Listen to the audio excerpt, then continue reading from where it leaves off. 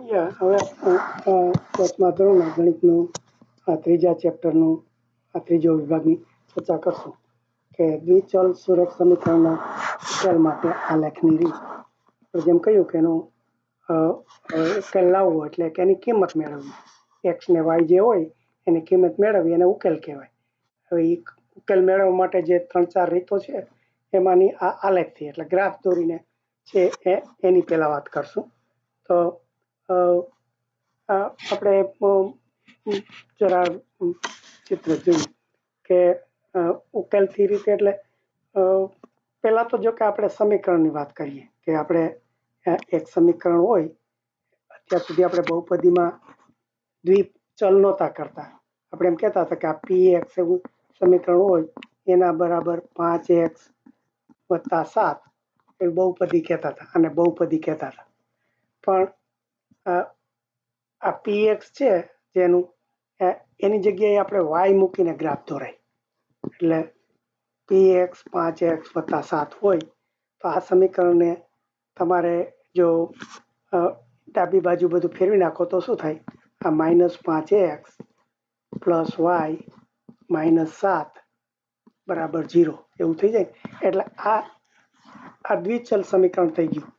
એટલે આ એક ચલ x અને આ બીજો y બીજો ચલ. એટલે આવી રીતે આને દ્વિચલ થયું. એટલે આપણે જે પહેલા એક બહુપદી સુરેખ અને સુરેખ બહુપદી કહેતા હતા કારણ કે આ x ઉપર એક જ ઘાત છે એટલા માટે.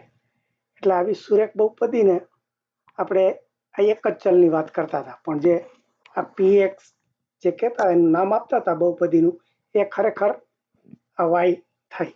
એટલે આ રીતે આપણે દ્વિચલ પણ એમાંથી બનાવી શકીએ.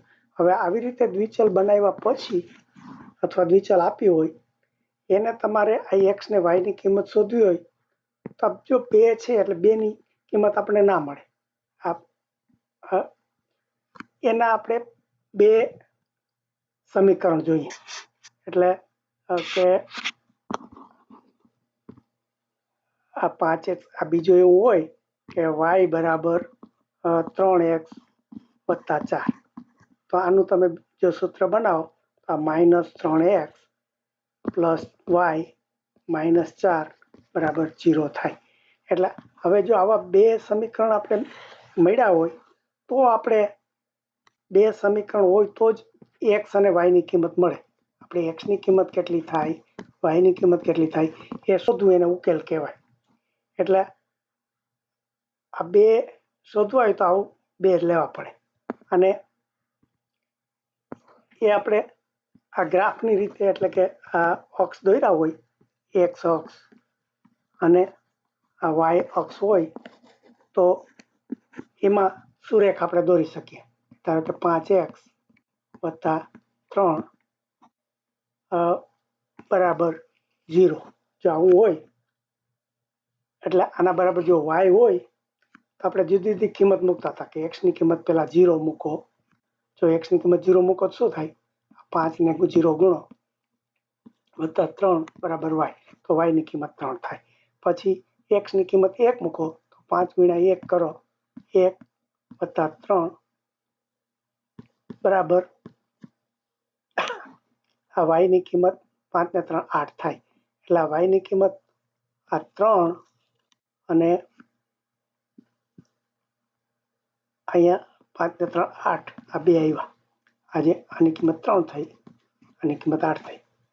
હવે ક્યારે x ની 0 હોય આપણે આ x ઉપર લઈએ અહીંયા 0 હોય તો y ની કિંમત કેટલી છે? 1 3 છે. એટલે y આના ઉપર 1 2 3 એટલે અહીંયા 3 લ્યો એટલે આ બિંદુ થયું. આના ઉપર x થયું. જો અહીંયા આ x ની વેલ્યુ 0 થઈ અને y ની વેલ્યુ 3 થઈ. પછી જો x ની કિંમત 1 લ્યો એટલે કે આપણે આમ જઈએ તો y ની કિંમત 8 થાય. એટલે અહીંથી આ ઊંચે 8 આવે. આ જો આપણે બધું પેલા શીખી ગયા. આ 2 અહીંયા આ 0 x હોય અને 3 y હોય. અહીંયા આ 1 એક્સ હોય અને 8 વાય હોય. એટલે આવી રીતે આપણે આજે આ બે બિંદુ દોરીએ તો આ એક સુરેખની થઈ. પછી આપણે એને આમ જોડી દઈએ તો એ જે લીટી થાય, જે રેખા થાય, એ એનો ગ્રાફ દોરવાનો. હવે એવો બીજો કોઈ પણ હોય કે આ 3x + 7 = y.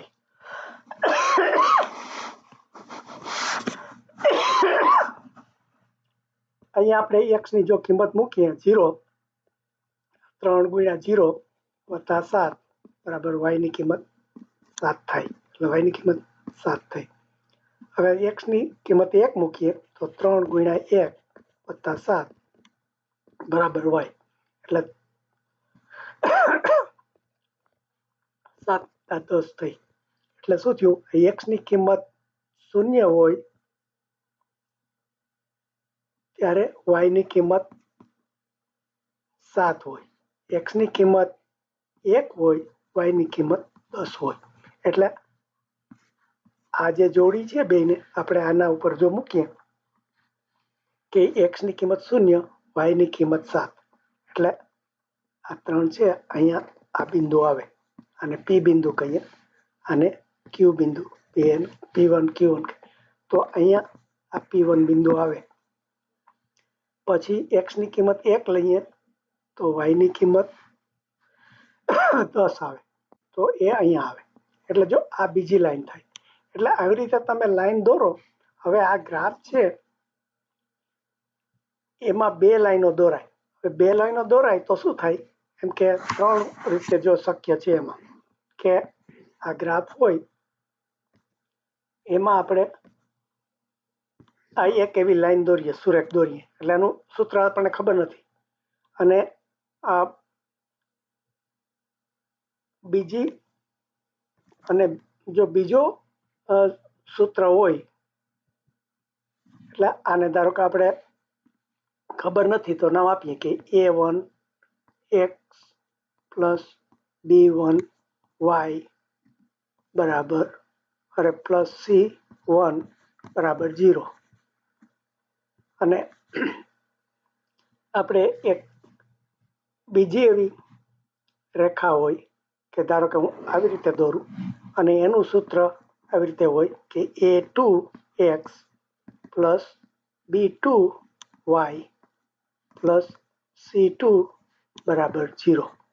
તો આવી રીતે આ જો 2 રેખાઓ હોય, આ સુરેખ અને આ બીજી આ સુરેખ 1 અને બીજો આ સુરેખ 2, એ 2 હોય, આ એકબીજાને જો કાપે તો અહીંયા જો x ને y ની કિંમત 2 સરખી થાય.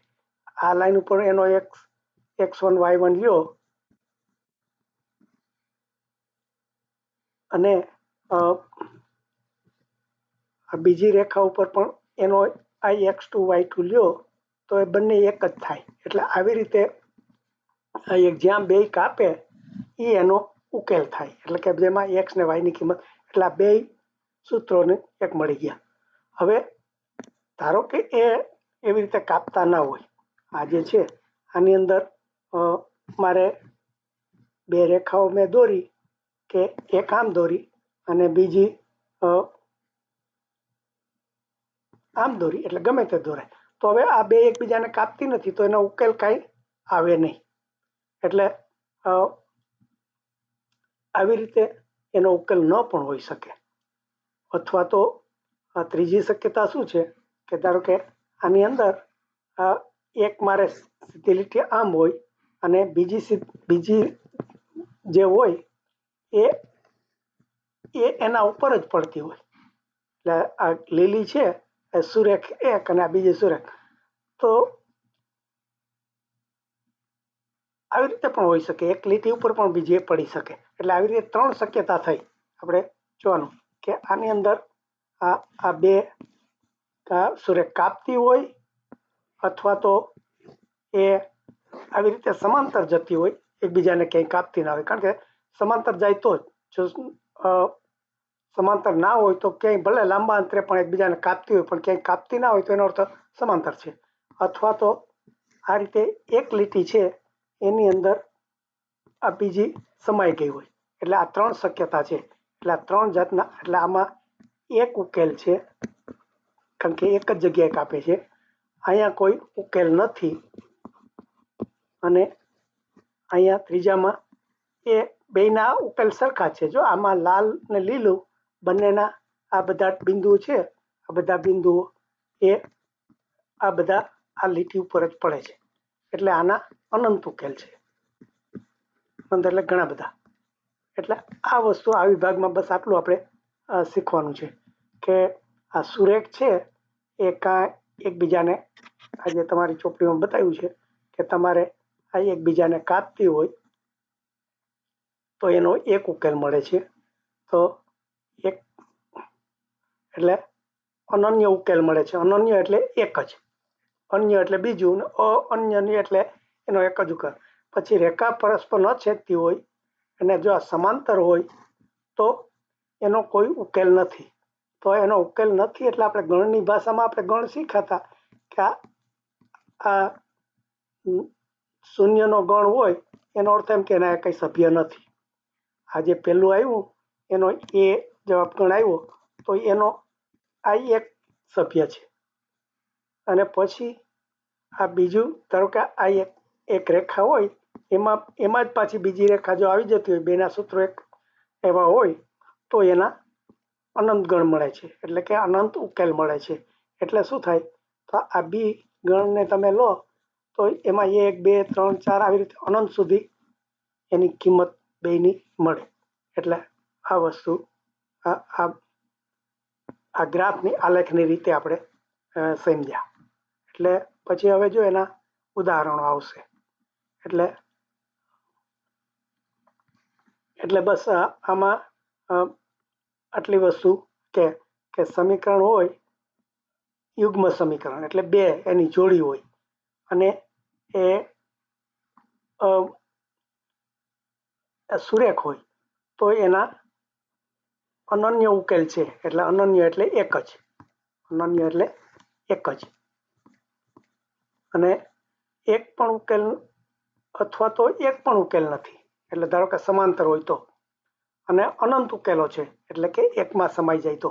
એટલે આવી રીતે ત્રણ જાતના ગ્રાફ દોરી શકાય. એટલે ત્રણ એના જવાબ હોઈ શકે. એટલે હવે કેવી રીતે હોય એ આપણે ઉદાહરણમાં